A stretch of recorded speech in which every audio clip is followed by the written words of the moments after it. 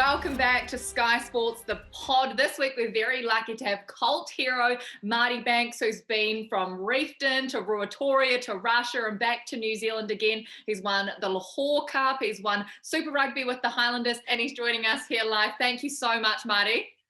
Yeah, no, thanks for having me. It's I think last time I talked to you was with Joey Wheeler and in the hot seat in there, and probably didn't enjoy it so much because Joey was there. So it's good to just be one-on-one.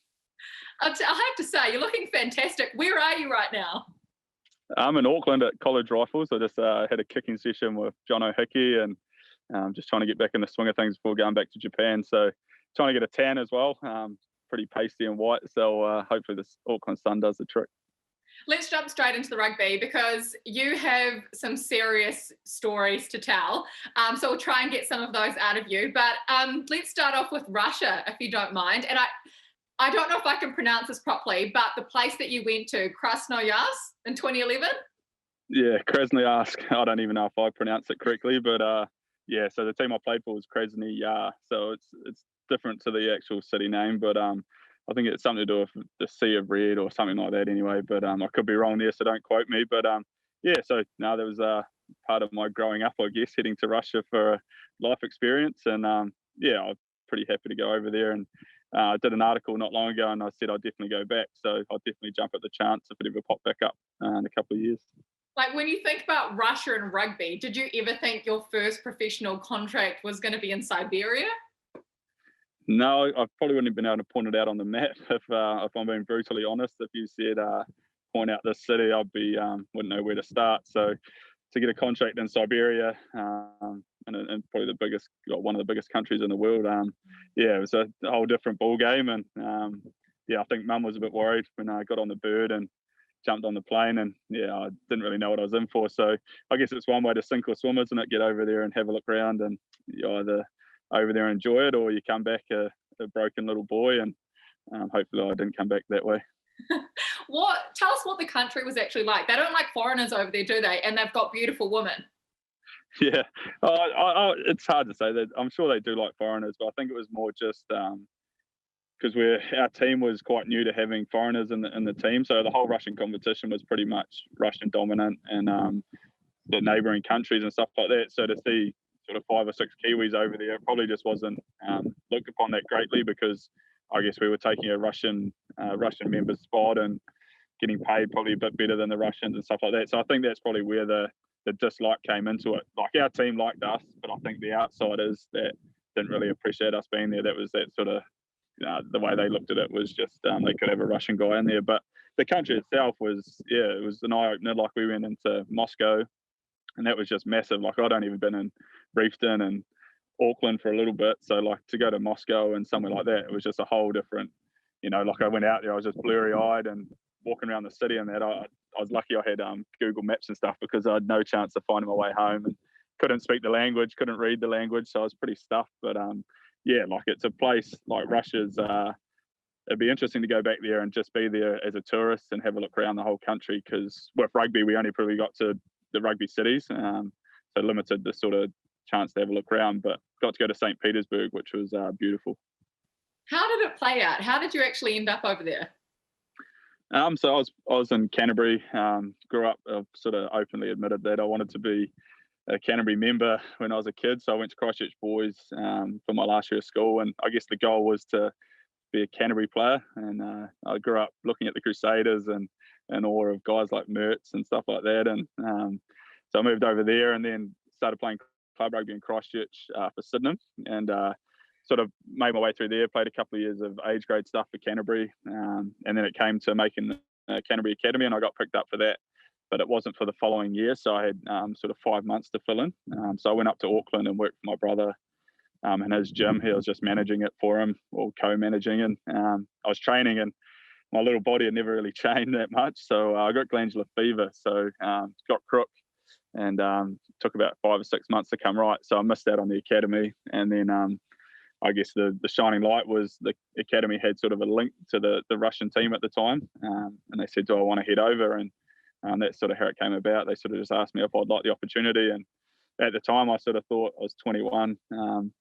The age of making professional rugby was getting quite young, and I thought I might have missed my opportunity. So I was pretty keen to go over the other side of the world and have a look around, and that's sort of how it all played out. Do you still remember like what that first week, sort of first 2 weeks on the ground was like?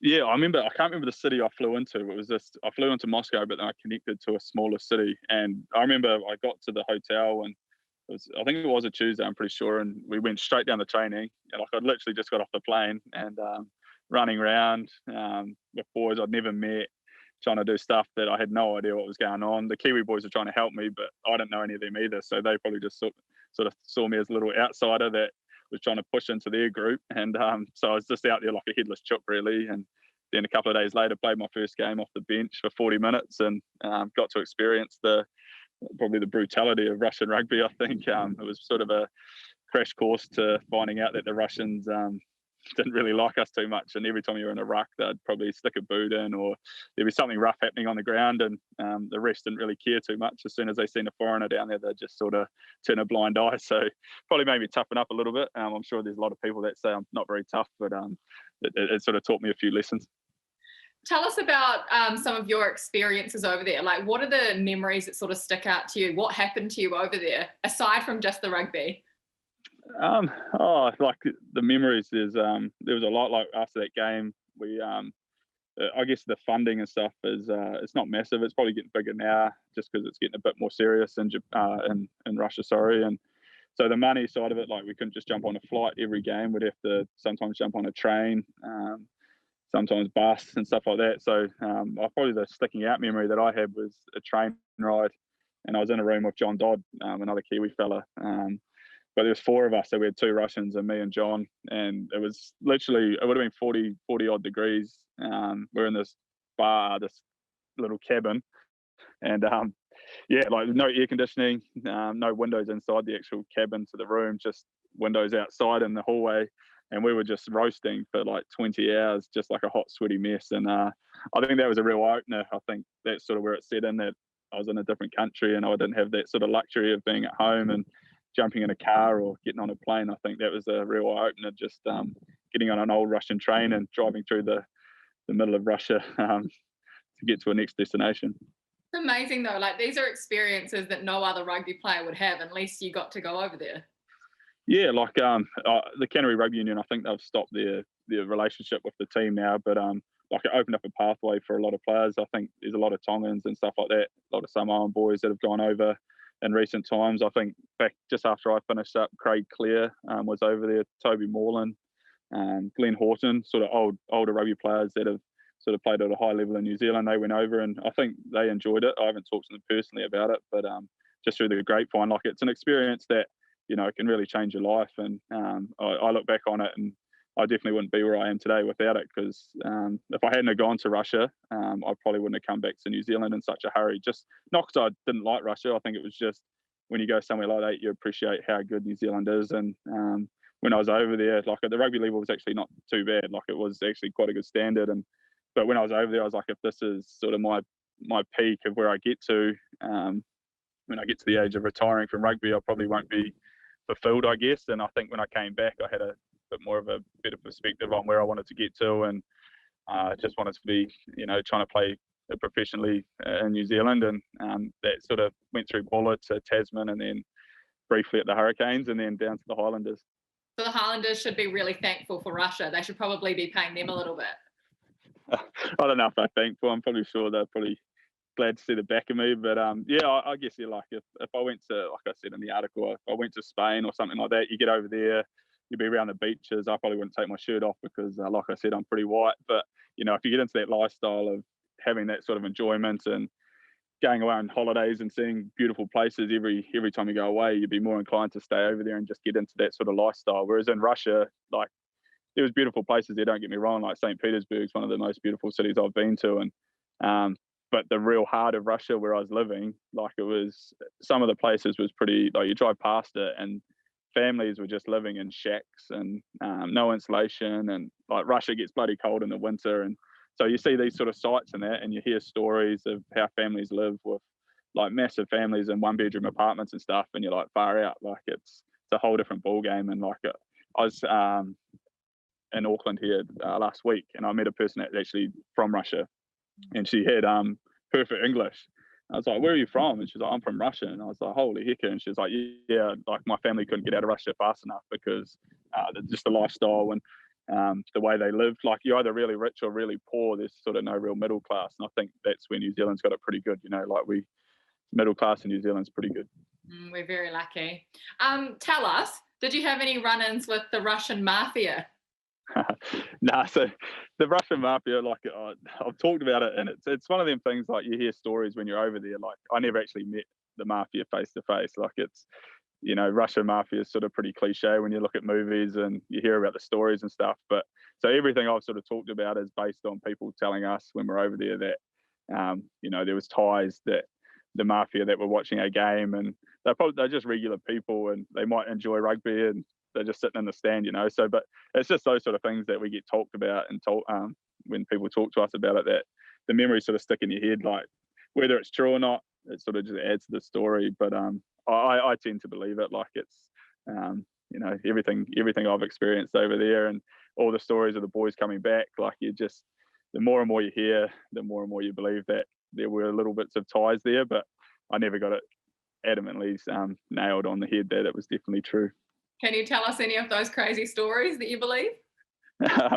Crazy stories that I believe. No, there's sort of nothing really that I can. Okay, it's probably old news now because I bloody talked about it in the in an article. But there was a night we went out. We're having beers and went down to our local bar. It was called XXXX, so it's 4 X's. It wasn't triple X or anything like that. So before anyone starts straying their minds, but just a nightclub in the centre of Krasnoyarsk there, and we were about to line up, and there was an ambulance outside, and we looked in the ambulance. There was people everywhere, and this person had their ear cut off, or ear shot off actually. So it turned out that someone had gone into the nightclub with a gun and just started shooting people, probably to scare them. I don't know. Obviously, a slug gun's probably, I don't know how much damage it can do. Probably in the wrong place, it's probably not ideal. But this person had their ear shot off, and we were literally probably 5 minutes away from being in the middle of it. So yeah, like we never seen any trouble outside of that. Like I'm sure if you wanted to find it, you would. But yeah, I wasn't brave enough to go down those lines. So that's just normal over there. It just happens. Yeah, so like we got talking to people over there. Like my mates have come back now with Russian partners. Some of them are married. Some of them are probably going to be married soon. But you talk to those, like the partners and that you sort of connect with and have a bit of a yarn about, that you can sort of trust, because they're obviously with your mates. And like they just said, like over there, like the way of life and everything's so different to New Zealand. So like the people you meet in nightclubs and that, like you can't really trust them that much. So like if you're out having a drink, we got told if there's 5 Russian men, a lot of them are probably either convicts or been in jail or got criminal convictions and stuff like that. So it's pretty, yeah, it's hard to say. Like it's just stuff that you hear by talking to people, but we didn't really experience it face to face, which was nice. For those that don't know, and I want to also know how it played out, tell us about the bag full of cash. The bag full of cash, yeah. So that was probably one of the things I got over there quite late. So the reason I got a contract over there was Pihi Tafari used to play for Southland. I think he had the old dreads. He snapped his Achilles, so he started the contract and then he had to get sent home. So then the club was in a bit of a rush to find someone to head over, and so that's where the call came in. Brad Moore was a player agent in Christchurch at the time, so he was a lawyer / player agent, I think, and obviously he's an All Blacks coach now, so he's obviously going to be a way forward of where I went to. But so he asked me, he's like, do you want to head over to Russia? So I was like, sweet.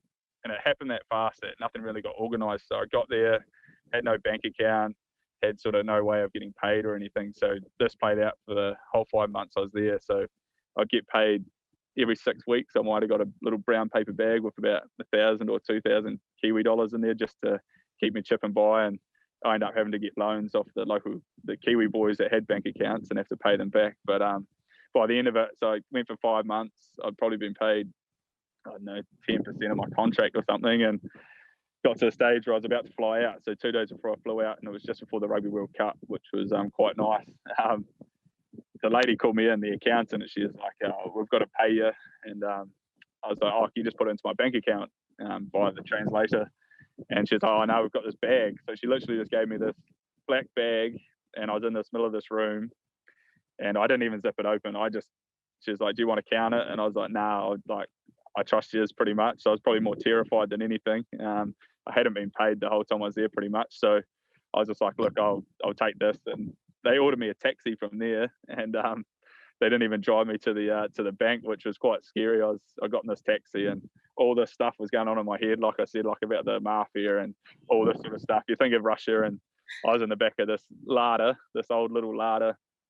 And this guy knew I had all this money because I had to pay him up front. So this Russian man in this larder on my own with no translator, nothing. He knew I had all this cash, and I was in this car for it felt like an eternity. I was so scared, like I would have been, just the stuff going through my head. I was petrified, and sat in this car. It probably was only about half an hour, and got to the bank, and I just rushed out of that taxi and ran into the bank, and sent the money home, paid off all my debt for credit card, and paid all my mates back from in Russia to get them all squared up, and got back just in time to watch the World Cup final. It's such a crazy story. Like, do you still look back at that now and you're like, whoa, what do you think about when you think back to that moment? Yeah, it's tough. Like it's been that long. It was 2011, so it's been quite a long time. And I sort of talk to people about it, and the points I can really only allude to is stuff that's I probably talk about the most because it's stuck in my head. But when you sit down and think about it, the whole time I was there, and you think about the small moments and just the little things that happened over there, like you sort of take a breath and think far out, like it was a pretty special time, and a time that shaped my life, definitely early on and probably for the rest of my life. But yeah, it's pretty crazy to think I've been to Russia for a rugby contract, and ended up playing Super Rugby. So I don't know if too many people have gone to Russia and end up playing Super Rugby. So it's quite a cool story. So cool.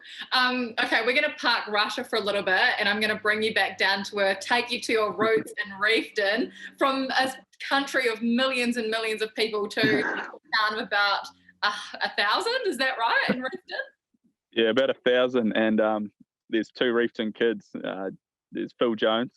He calls himself Reefton Kid Mark 1. He's the old tall black that loves to let me know that I'm second to him in the all-time of the Reefton sporting history, I think. But I think, talking to my old man, and that there's actually quite a lot of history, just sportsmen coming out of Reefton in the early days, like rugby league and stuff like that, that probably went a little bit unnoticed. But it's actually got quite a rich sort of history of sport around the area. But I guess Phil, he sort of paved the way professionally in a sport, and then little old me followed in his footsteps and ended up playing footy. You're obviously a very proud Reefton man. Tell us what it was like growing up there.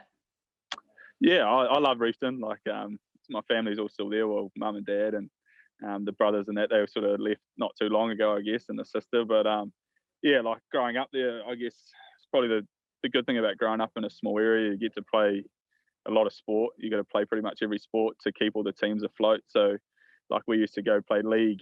I remember my team in Reefton, we didn't have an age grade team for rugby, so we used to go to Greymouth every Saturday. So we'd play rugby at 11 in the morning. About 8 of us would go from Reefton and playing Greymouth, and then we'd stick around till 3 p.m. and go play league Sunday arvo just to make numbers up. So, and then on the Sunday we'd go play football back in Reefton. So within a weekend we'd play 3 sports, and with all the same guys pretty much, just because Reefton's so small. You've all pretty much got to play in the same teams together to get it all going. So I guess in that respect, I got to, play golf and everything like that. So I got to dive into a few sports and early on, and sort of put me in a good stead to sort of be where I am today. How'd you go at league?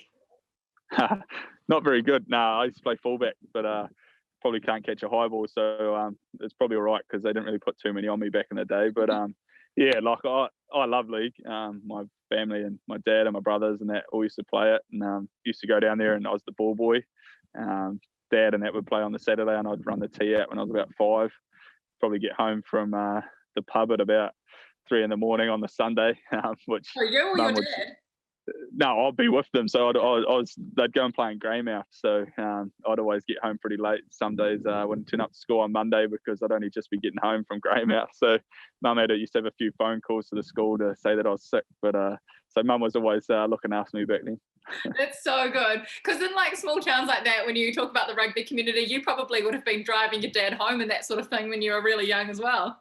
Yeah, that's what they talked about. That was always the running joke. But no, they'd always used to power load at the start, and then they'd have a bit of a sleep, and then wait till they're right, and then drive home late in the morning, which was all right for them. But I'd get to school the next day, which left me in a bit of strife.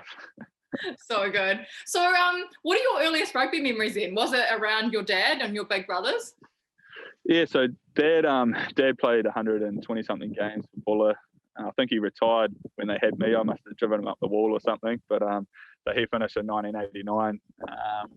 And then, so yeah, like watching the brothers, I used to, like I say, go and ball boy for them when they played rugby, and then the next day go and ball boy for them at rugby league. So I was sort of their little sidekick, and I guess that's where the passion grew for rugby and league, because just watching the brothers and that play and watching Dad, I guess you sort of want to just be like them, and they never really pushed me into it. I just sort of fell into it, and I guess my kicking, I started kicking a ball when I was probably about 4. I guess as soon as I could find a way to use my leg. Like my brother was a goal kicker, so I think that's probably where that stems from. I used to kick the balls back to him pretty much Monday, Tuesday, Wednesday, Thursday, and then run the tee out to him on the Saturday. So probably owe a lot to those the brothers and that they used to kick and get me out of bed and drag me down and help them out. And yeah, so it was sort of special, like they never really progressed to professional or anything, but like they played quite a high level for Buller and stuff like that. And I think without them, I probably wouldn't have fell into it the way I did.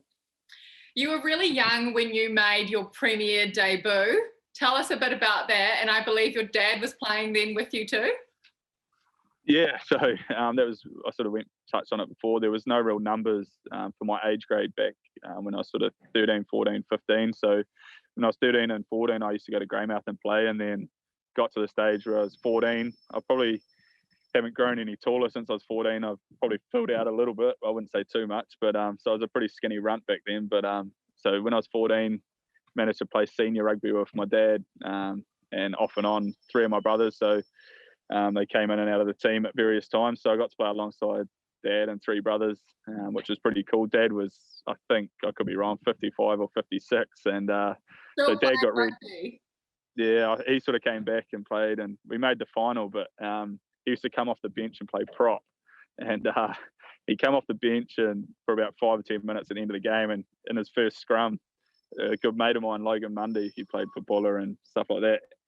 He's quite a big lad. And Dad came out of the scrum and thought he was Rocky Balboa and tried landing a punch on Logan. And Dad missed, and Logan connected, and Dad ended up with a bit of a black eye. And Dad got red carded and didn't get to play the final. So he missed out on the final for throwing a punch that didn't hit and got punched in the face by a good mate of mine. So I'm sure Logan probably, if he watches it, he'll probably be pissing himself. And I don't know what Dad will think. But so that's the last memory of playing alongside Dad. Watching him walk off to the refs, sending him outside the field. So, but yeah, it was special though. Yeah, managed to win the final and got to have a beer with him after it. Even had to have him there because I was only 14. So to be in the pub, I needed Dad there. So he stuck around for a few hours. Great, seriously crazy, all the stories that you have. Tell us about, because Reefton, is it coal mining place like Greymouth as well? And were you and your family into that? Yeah, so the West Coast is largely coal mine, gold mine and farming. And Dad was sort of tied up in the Dad was sort of tied up in the coal mining and a bit of farming. So like all my brothers and that worked at coal mines throughout various stages. And Dad and one of the older brothers, he owned a couple of coal mines together. And so I delved into it a little bit, went underground every now and then, but I wouldn't call myself a miner. I was more just a boy that ran off and got equipment, and I used to sit back and eat my lunch while they went to hard work. So but I think the whole West Coast, like Reefton was massive on mining, and Dad's been in it since he was like 15 or 14. So he just loves it. He's actually helping at the moment with the Pike River, like the recovery side of it. So he's still going now. He's sort of in his 60s and can't get enough of it. How did that Pike River, did that have an impact on your family at all? It impacted the whole West Coast, obviously, and probably a bit of New Zealand. But I had a few mates that were in the mine. I went to school with a couple of the guys, and so it hit me. But it's sort of like I got family friends that lost siblings and stuff like that. So the impact it had was massive. And my brother actually worked in the coal mine, and I guess luckily for me and my family, he wasn't actually working that day, whereas some of the other families weren't so lucky. And it's sort of one of those things, you sort of feel glad that your brother wasn't there, but then on the other side you feel pretty down about the fact that you've lost mates and families have lost kids. And so yeah, like the impact of the coast, because it's such a small community that things like that don't happen very often, but when they do happen, it hits quite hard. So sad what happened. Everyone, I suppose for every little boy, like they want to grow up and be like their dad. Their dad's their hero. But what about your mum? Yeah, my mum. Yeah, I guess I'm a mama's boy. I'm not going to lie. It's sort of always been a mama's boy, I think. Ever since sort of growing up, mum used to take me to all my sports and that, whatever day it was, it'd be, basketball trainings, rugby trainings, golf sessions, anything you can name, she'd be there. And obviously she from a little town, like she wasn't on a massive money or anything, but she just found a way to help our family do what we needed to do. And especially me and my younger sister, we got it pretty good. Like when my older brothers and that grew up, they were on the farm and doing the hard yards, whereas when myself and my sister grew up, we sort of had the luxury of mum being at our beckoning call, and she'd the spoiled ones. Yeah, the sport ones. And but it's sort of never sort of taken for granted what mum offered to us. And dad was always there, but he was always sort of the hard taskmaster that would put us in our place. So you go to Russia, you come back to New Zealand, and you get the chance to play in the Heartland Champs for Buller. Just tell us what that was like for you. Yeah, so like I said earlier, when I was in Russia, I wanted to come back and play professionally or semi-professionally. So that was Mitre 10 Cup or ITM Cup at the time. So that pathway for me, I wanted to go back and play for Sydenham in Christchurch, and I was going back there each week. I was travelling over for trainings Tuesday, Thursday, and playing on Saturday, and just working for my brother in the coal mine, funnily enough. And got halfway through that season, and I tore my MCL. I think I did it was only a little one because I've only got little muscles, but it was about 5 or 6 weeks. And that was sort of about the time where they were naming the Canterbury squad. Whether I would have been in it or not, probably not, if I'm being brutally honest. Anyway, so on my recovery, Buller asked me if I'd be keen to come back as a local player or a loan player. And the sort of timing worked out perfectly that my knee came right, and it was just in time for the season. And so, like I said earlier, Dad he played 100 and something games for Buller, and all my brothers at one stage or another played for Buller. And as a kid, I was like, like you said earlier, you want to grow up and be like your dad and your family. So I used to go watch them play, and I'd be like, I just want to be out there and in a little community, everyone goes down and watches. So there's a bit of a hype and excitement around sort of the Buller season. So when I got the call from the Craig Scanlon and the Buller team, I jumped at the chance, and it was a special team to be part of. Like I went down there and we'd train Tuesday, Thursday, normally have beers Thursday night, have Friday off, and then play on Saturday, and then have more beers. And it's sort of it's real community orientated. So everything that was done was sort of voluntary based. Like we'd have volunteers come down and sort out the field and sort out the aftermatch feed, and it sort of made you appreciate sort of everything that goes into such a small union. But it's a union that functions pretty well. And you said it was a special team, and you also got the results that year, didn't you? Yeah, so we had a guy like Luke Brownlee. He played, I actually don't know how many games he played, 200 and something, I think, for Buller. I could be wrong with that number, but he's been around for years. And it's guys like that. Like we had a prop, his name was Dozer. He had been in the team for like 15 years. And there was just a massive variance between, I was 22 at the time, 21, 22. We had like 18-year-olds, but then we had guys in the front row that were like 40.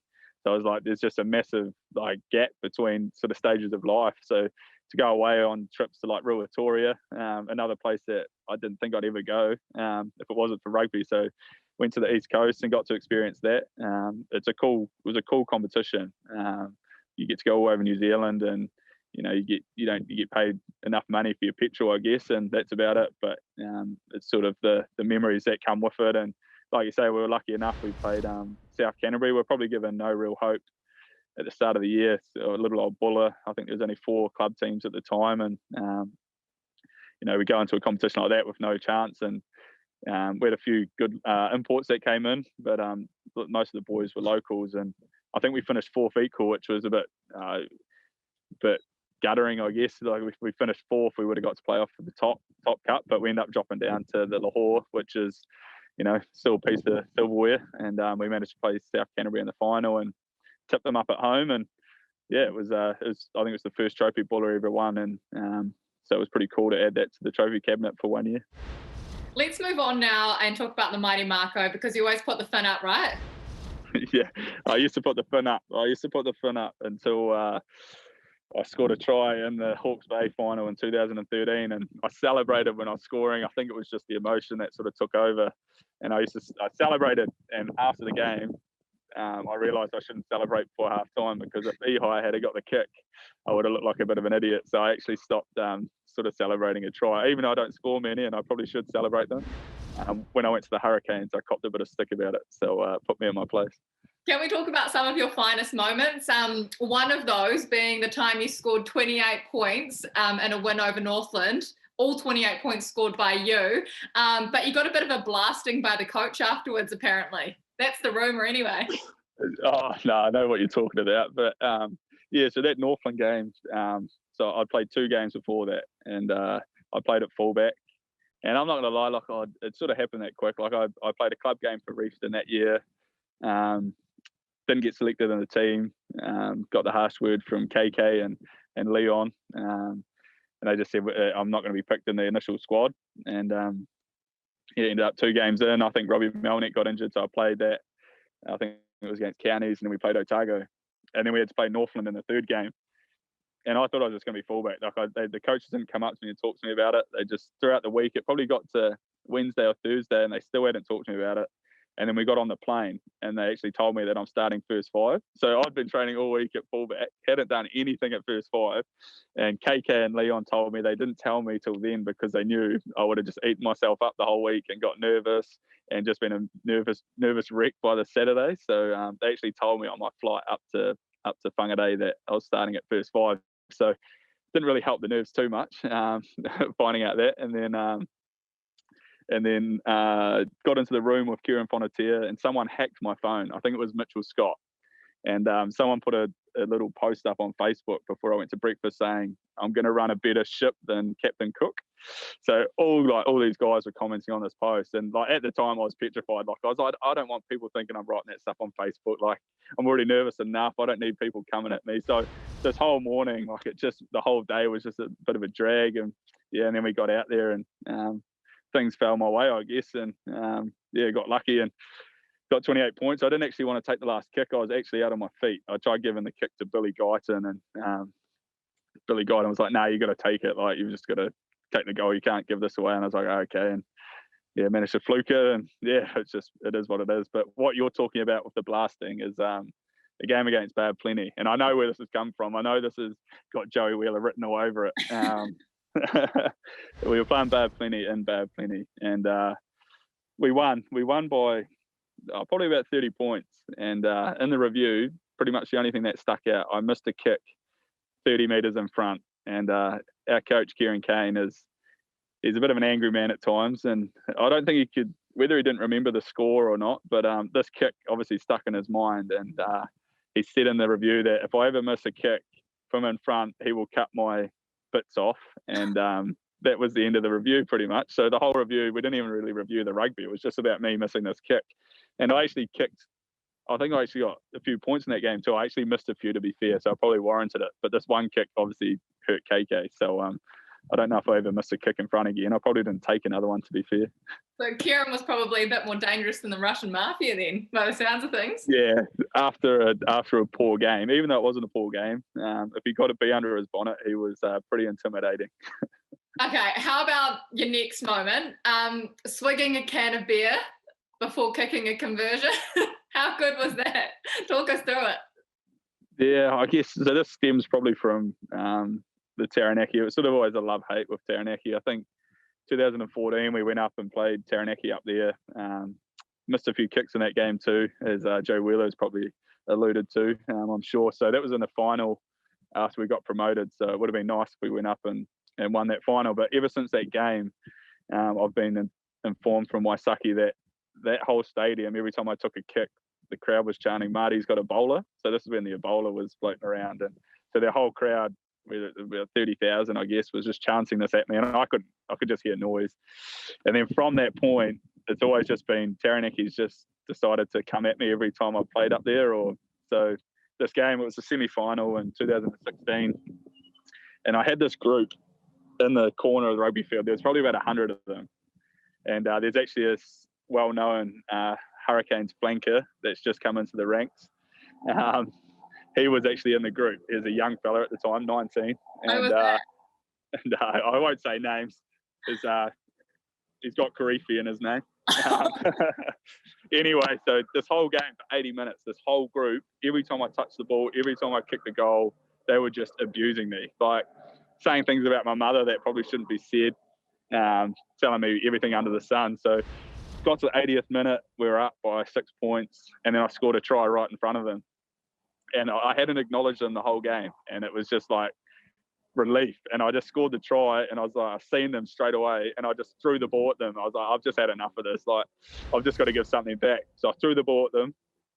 But then in Taranaki, there's a massive, like behind the rugby post, there's a massive area because it's a cricket ground as well. So obviously, since I threw the ball, I had to go fetch the ball, and the ball was just in front of them. And sure enough, I probably got what I deserved because I threw something at them. They decided to throw a can of tui at me, landed at my feet. And I didn't really know what to do. I had to pick up the ball, and the can was sitting there. And I was like, probably only one thing you should do. And obviously took a swig and threw it back to them. And then, went back on and kicked the goal. But it's sort of a bit of a joke with the crew because I've met a few of them throughout the time, and we have a bit of a laugh. So I think it was just, I didn't know what else to do, really. I just had to front foot it, and I buffaloed it. So I copped that down at the Landers, and obviously it wasn't spate, so I had to drink a lot of spates to make up for it, which wasn't a bad thing. It's a great drop. Gold. Well, let's move on to Super Rugby then and the Highlanders, and we'll skip right to the moment, probably one of the best moments for you down there, 2015, winning the Super Rugby Championship, coming on, slotting that dropper. You must have felt like Stephen Donald. Yeah, like I didn't get much game time that year because Lima decided to have an unreal season and become an All Black, and I think he got Super Rugby Player of the Year or something crazy like that. So it was nice of Stops to let me on the field for a little bit there. I think his little hamstring or his little calf or something was battling. So to get 10 minutes, or it felt like a little bit longer. I'd like to say it was half a game, but it definitely wasn't. To get on, it was like a sort of a childhood dream come true. I grew up watching, Jonah and Cully and all those guys in Wellington, and then the Crusaders and everything. So to be up playing on their home turf against the Canes, my old team the year before, that obviously didn't go so well, but to go back there and play against a few mates and get out there and just be a part of it. Like my mum and that were up there, my brother went up to watch, and so it was just a special occasion. Like even if I didn't get on, I would have appreciated it. But to get out there and get a drop goal, even though I had sort of 3 goes at it before I hit one off my foot. It was sort of cool to play a part in it, but it was the boys out there that got the result. I think, the drop goal was probably just trying to save the boys' legs, to be fair. They were all pretty tired. Just one of those things that goes with rugby. Being at the Highlanders and knowing the student culture in Dunedin, that celebration must have gone on for a few weeks as well. Yeah, it was sort of every day because it was Rio week.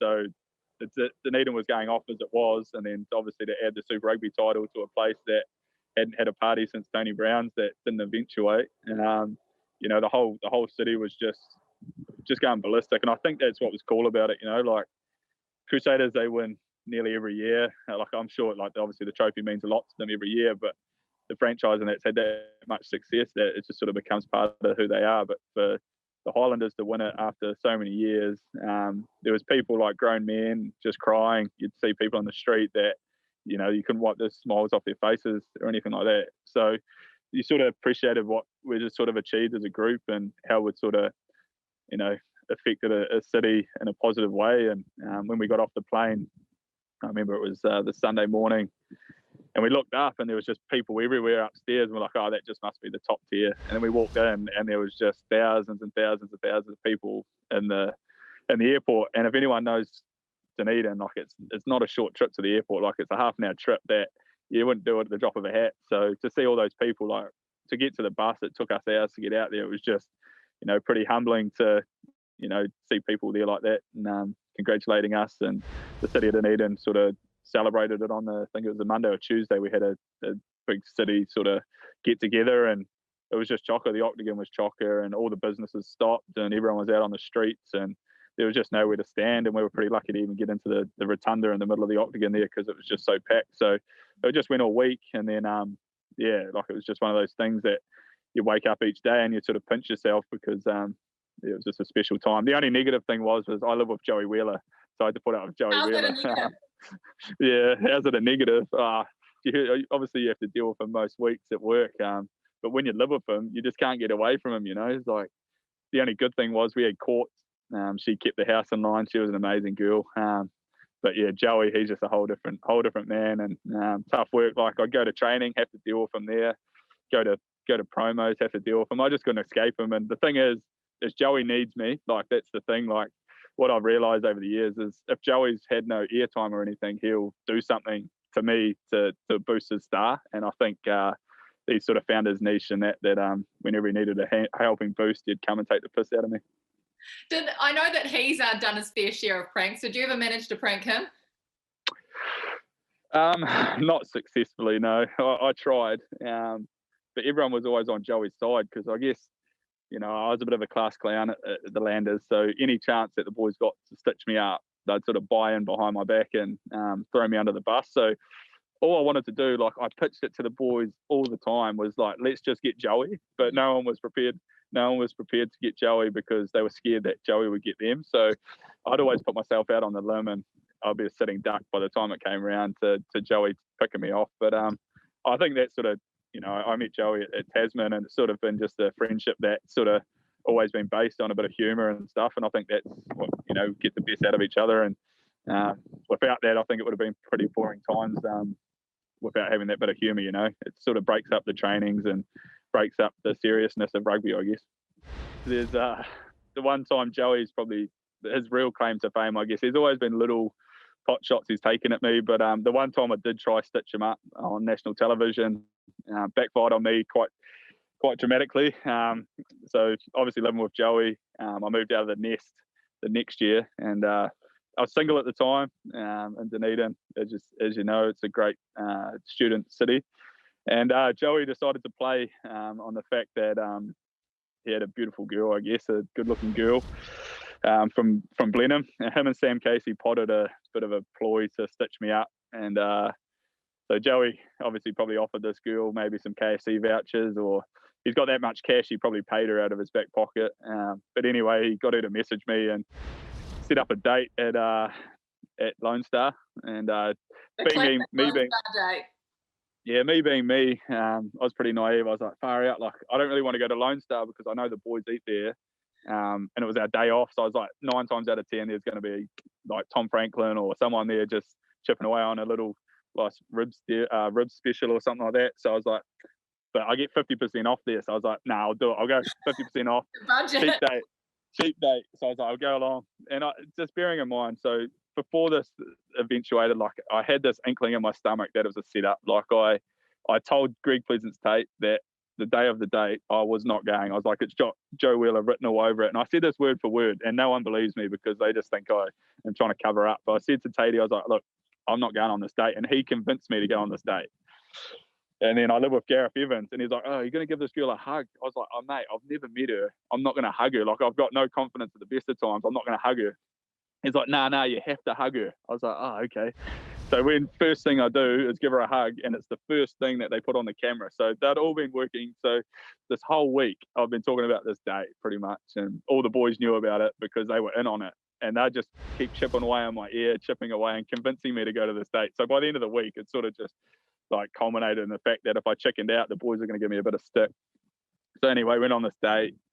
I knew the bar owner, so he had set up the camera from the security camera and aimed it at the table. And sure enough, Joey gets it on YouTube, and Joey walks in on bloody at the end of the date with a camera and a mic, and Sam Casey's there with his big smile, and I'm left there pretty disheartened, more gutted that Joey got me on a prank rather than the date. And yeah, I think, and the good thing, I just want to get this out there because I was pretty good about it. The Highlanders said, we want to put this on YouTube. And I was like, the only way I'll do it is if you give me a heap of KFC. And So I got two 200-piece KFC like corporate packs, and I got my height and space. So I think it was maybe 8 24 packs. And the reason I did this was because it was coming up to India do photo. So I went in the morning, picked up all the KFC to take to the boys that were hungover at the team photo, gave them the food, gave them the beers, and they stitched me up. But in the end, I sort of gave back to them because I wanted to play the bigger man of the situation. But Joey Wheeler did well, and I had constantly copped a lot of stick from it since that day. So you're actually not a cheap date. That's what I read into this. You're a very generous man. No, the beers and the KFC were free, so I'm pretty cheap. So. Well, unlucky Michelle then. Yeah, unlucky Michelle. Yeah, she's all right though. She does all right. I know you mentioned this a wee while back now, but the party at Tony Brown's that never eventuated in the 90s, after you guys won in 2015, did he actually open his doors and throw one? No, I think he's smart enough not to let us in there. And the bender at Bender's, he never let us into his house either. He's only just let us into his man cave.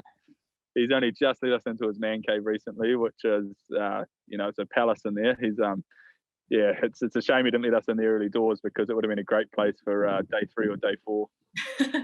Pretty special team and a pretty special place to be a part of, though, that Highlanders team, right? Is that like one of the most special sides you've been around, and the culture that you have down there that's just so different to every other team? Yeah, I think like when I first arrived, like I had a conversation with Jamie Joe. There was Hayden Parker, myself, and Lima. Obviously talking about who's going to be playing first 5, and Jamie Joe was pretty straight to the point. The meeting lasted about 5 words. It was Lima's the starting 10. You're the reserves, pretty much, and that was sort of my opening to getting down to Dunedin. But like getting down there, and like, I think the year I arrived, we had a player from every province in New Zealand, all the Mitre 10 Cup teams, and so to bring that group together, guys from Northland like DP, just all over the place, Josh Honnock, Brendan Edmonds, like guys like that, just farmers, hunters, like surfers, like we just had a massive mix of people. And to be able to bring that group together and have us function so well, like we just had to embrace everyone's differences, where we're all from. And I think Brownie and Jamie Joe got the best out of the group just because they didn't try and really restrict that. They tried like embracing everyone's differences and how everyone went about life. And I think that's sort of what grew our group, just because we grew so tight as a group that a lot of battlers, like we had some superstars. Obviously, we got Nuggy and Bender, Waisaki, and that. Like the list goes on, but we got guys that just love getting into their work. And I think that's the nucleus of the group that probably got us the result. And then the guys that finished the tries off, like Weiss and guys like that was just a cherry on top. But the group we bonded with from day 1 of pre-season was the group that got us through to the end result. Other than the rugby and everything that we've talked about, what makes Marty Banks tick? Like, is it travel? Is it golf? What else are you interested in? What makes me tick? I think I do it for because my family, I guess it's pretty cliche, but like it's always been for mum. Like mum, like I said, invested a lot of time in me and grew up around my family that they invested a lot of time in me too with my sport and stuff. So just to give back to them, like I remember mum used to come and watch all the Tasman games and every Dunedin game she could get to, and dad had come up and all that sort of stuff, and all the family would turn up. So it was sort of, rugby nearly became a way of bringing the family together because everyone was sort of all over the place. Like had family that was in Spain that came back, and just family scattered around New Zealand. So they'll come back and watch a game, and it sort of just felt like it brought the family together a bit. And but yeah, like I enjoy, I guess, getting away from footy as well. Getting away and playing golf. Izzy Dag will probably tell you I'm no good, but he hasn't come back for a shot at the title yet. So that's because he plays every day of the week, though, right? Yeah. I'm only a battler, but I just try and talk a bit of crap and try and bluff my way through it. But I think just trying to have a decent balance between footy and life is probably the key thing. It's pretty standard across the board for most rugby players, but I guess the key thing for me would be family and friends. So do you envision yourself going back to Reefton eventually when you retire? Going back to mum? I don't know about going back to mum. She's probably sick of me now. I've spent a bit of time with her during the COVID break and being back from Japan, so I'm sure she appreciated it a little bit. But it's sort of crazy, you go back to Japan and look after yourself and do your own washing, but then you go back to Reefton and there's this magic cycle where you just throw it on the floor at the bottom of the washing machine and it comes up folded on your bed. So I need to find a way of taking that to Japan, but I guess that's a perk of going back to mum. I think everyone needs that in their life, eh? Like that automatic washing machine, always having dinners cooked as well. Thank you so much for joining us, Marty. All the very best with whatever comes next. I'm sure we'll see you popping up, maybe back in New Zealand rugby as well.